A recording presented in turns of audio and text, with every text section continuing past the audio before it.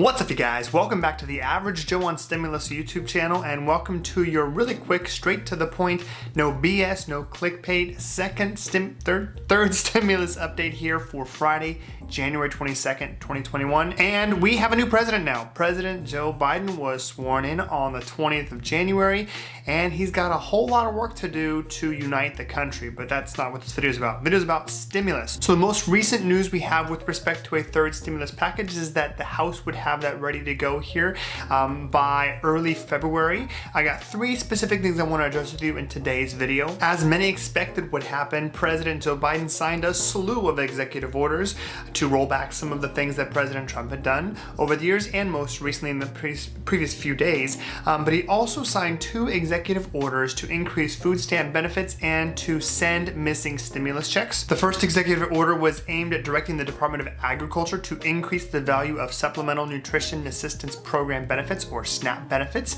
by an estimated 15 to 20% through September of 2021.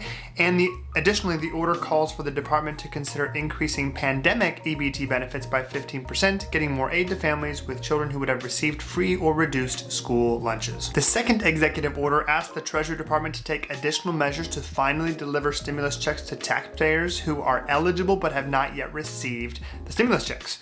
While most people have received the benefits, an estimated 8 million people, including many who do not typically make enough money to file taxes, are still missing their first $1,200 check authorized under the CARES Act in March of 2020. Second thing I wanted to cover with you, as many people expected, Biden is already facing pressure to scale back his $1.9 trillion COVID relief plan.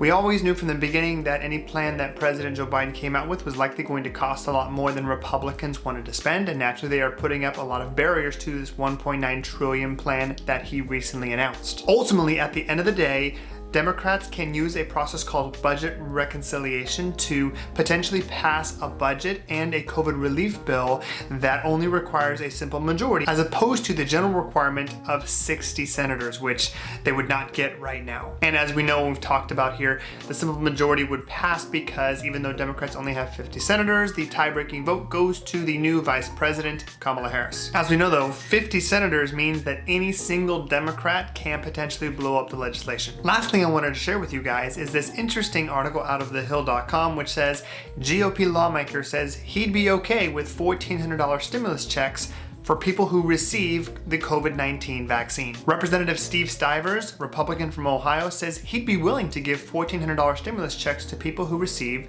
the COVID vaccine. Even the pandemic response, it's so important that we build herd immunity as soon as we can. While I am not for giving a $1,400 stimulus check for anything, I'd be willing to sign off on a stimulus check of $1,400 for people who take the vaccine. And I hope the administration will look at that option because we actually buy something with our $1,400, and that's herd immunity. That's an interesting concept. We'll see if that gains any traction in the Senate or the House. That's where we're at right now, guys. As more news comes out, I will jump in front of the camera and let you know about it, but this channel is all about no BS, no clickbait, and not continually pumping you with news that's not supported by the facts or the evidence. That's all I got for you guys. Have a great rest of your day, and please continue to stay healthy, both physically and financially. Have a good one.